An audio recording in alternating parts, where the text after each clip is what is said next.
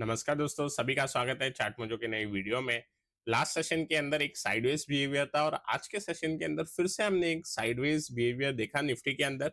Nifty ने कल का हाई पार नहीं किया और एक छोटे दायरे में हम बंद हो गए। अब दोस्तों आज काफी इंपॉर्टेंट डेटा निकल के आया यूएस मार्केट के अंदर, जिसका असर हमें कमोडिटी पे देखने मिल रहा है। अभी अगर मैं डाउ की बात करूं तो डाउ जो है वो वीक हो रहा है और सर्विस पीएमआई मैन्युफैक्चरिंग पीएमआई के नंबर आए थे और उसके बाद अगर हम देखें तो मार्केट के अंदर यहाँ पे फॉल है। भी दोस्तों जो अनुमान था उसके अंदर उससे थोड़े कम आए हैं, लेकिन पिछली बार से थोड़ा डेटा अच्छा आया है। सो ओवरऑल नेगेटिव ही इसको माना जाएगा। अब यहाँ पे ये चीज एक्सपेक्टेड थी कहीं ना कहीं, अगर हम देखें कि अगर अमेरिका की इकोनॉमी स्लो डाउन होगी तभी यहाँ पे रेट आपको कट होते हुए दिखाई देंगे, तो अब वो चीज प्ले होते हुए दिखाई देगी। अब एंड में वही बात आएगी कि 25 बेसिस पॉइंट का रेट कट होगा या 50 बेसिस पॉइंट का रेट कट होगा। अगर ज्यादा पैनिक जैसा सिचुएशन होगा तो बड़ा रेट कट की चांसेस है। फिलहाल अभी मार्केट ये चीज स्पेकुलेट करेगा। हमें क्या करना है, हमें यहाँ पे अर्ली चार्ट पे अगर जाएंगे तो एक डाउ पे राइजिंग चैनल जैसा फॉर्मेशन दिखाई दे रहा है, क्योंकि अभी इनिशियल फर्स्ट आवर जो था डेटा रिलीज होने के बाद डाउ नीचे आया है और नीचे आते समय डाउ ने कहां पे हॉल्ट किया है, डाउ ने इस चैनल पैटर्न के सपोर्ट लाइन पे हॉल्ट किया है।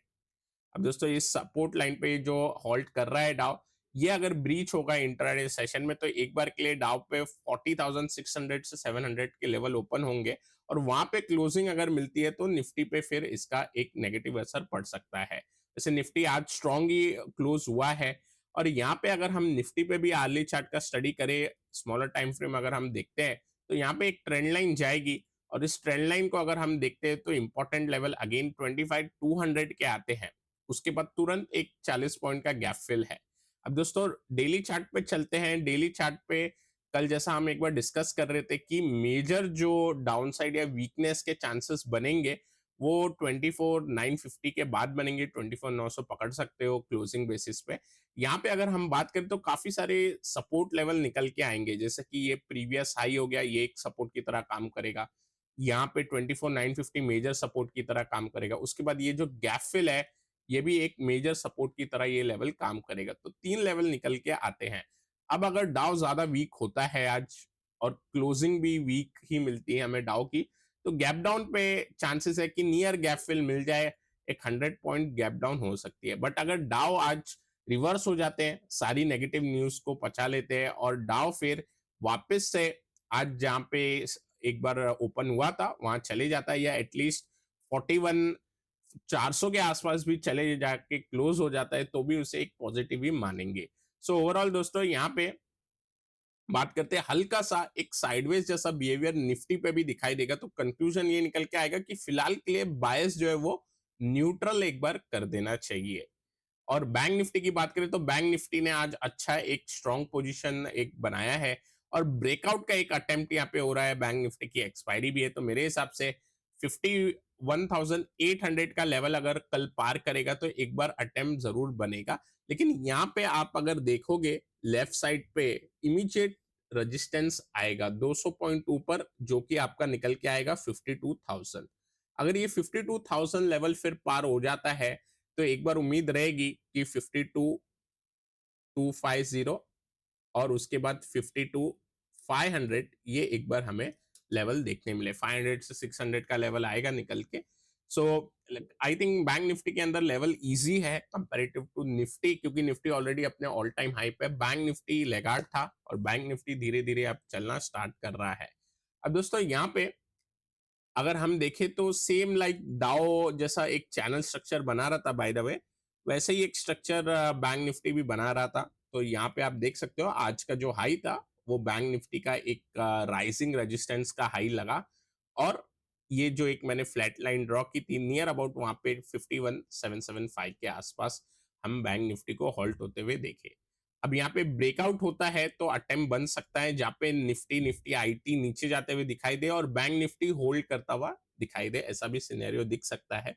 अब वीकनेस कब होगी, अगर गैप डाउन खुलता है निफ्टी, बैंक निफ्टी भी गैप डाउन खुलता है डाउ के वीकनेस से, तो मेरे हिसाब से 51,200 और 51,000 स्ट्रॉन्ग सपोर्ट की तरह एक्ट होगा। तो डाउनसाइड का एज सच अगर कुछ लगता है व्यू बनेगा तो निफ्टी पे थोड़ा ज्यादा बनना चाहिए in comparison to the bank Nifty. तो निफ्टी पे फोकस रहेगा अगर बाय चांस डाउ एक नेगेटिव क्लोजिंग देते हैं तो। और मिड कैप की बात करते हैं तो यहाँ पे कंसोलिडेशन चल रहा है। इस कंसोलिडेशन से आई थिंक अगेन डाउनसाइड की मूव 500 टू 1000 पॉइंट ऐसा लगता है मैक्सिमम। उसके बाद ये ऐसे ही साइडवेज रहना चाहिए। अब दोस्तों क्विकली बॉन्ड यील्ड देखे तो वो नीचे जा रही है क्योंकि रेट कट के सच एक्सपेक्टेशन है और डॉलर इंडेक्स थोड़ा सा मजबूत होते हुए दिखाई दिया है।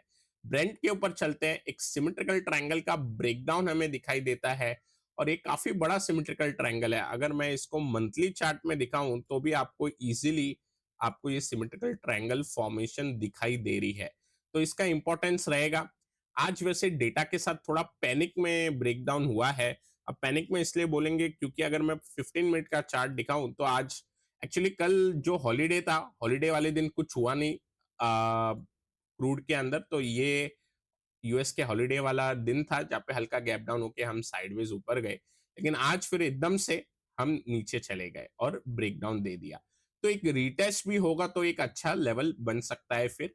लेकिन अब यहाँ पे लग रहा है कि क्रूड जो है वो 72.5 और 70 के एक बार रेंज में आ गया है, एक बार जाने की कोशिश जरूर करेगा। तो एक अच्छा ब्रेकडाउन है। बात करते हैं गोल्ड सिल्वर की। गोल्ड होल्ड कर रहा है बट सिल्वर जो है बाकी मेटल्स के साथ थोड़ा सा ज्यादा वीक होते हुए दिखाई दिया है। बट ओवरऑल गोल्ड के अंदर तो बायस पॉजिटिव ही रहेगा। सिल्वर कहीं ना कहीं लैग कर रहा है अभी। बात करते हैं काउंटर की। कल हम एक काउंटर डिस्कस कर रहे थे, चोला फाइनेंस। अगेन बैंकिंग और फाइनेंस साइड का काउंटर, तो ये एक अच्छा ब्रेकआउट दिया। आज इंट्राडे में वॉलेटिलिटी काफी बनी। बैंक निफ्टी के साथ साथ फिर ये भी एक बार के लिए ऊपर चले गया और ब्रेकआउट को एकदम स्ट्रॉन्ग क्लोजिंग पे बंद होते हुए दिखाई दिया। तो दोस्तों ब्रेकआउट तो हो गया है, लेकिन अगेन ये जो अनसर्टेन इन्वायरमेंट बन रहा है ग्लोबल मार्केट के कारण, उस हिसाब से आज फिलहाल हम इसी काउंटर के ऊपर आई मीन सच कोई नया चार्ट स्टडी नहीं करेंगे। सिर्फ ओवरऑल जो हमने पहले चार्ट स्टडी की है उसी पे एक बार फोकस करेंगे। अब जैसे क्रूड इतने तेजी से गिरा है तो ओएमसी को थोड़ा एक बार फायदा मिल सकता है। तो अब जैसे बीपीसीएल हमने देखा था 3 दिन लगातार ब्रेकआउट के आसपास ही साइडवेज हो गया ये। तो इन सब काउंटर पे या इन सब चार्ट स्टडी पे हम एक बार के लिए फोकस कर सकते हैं।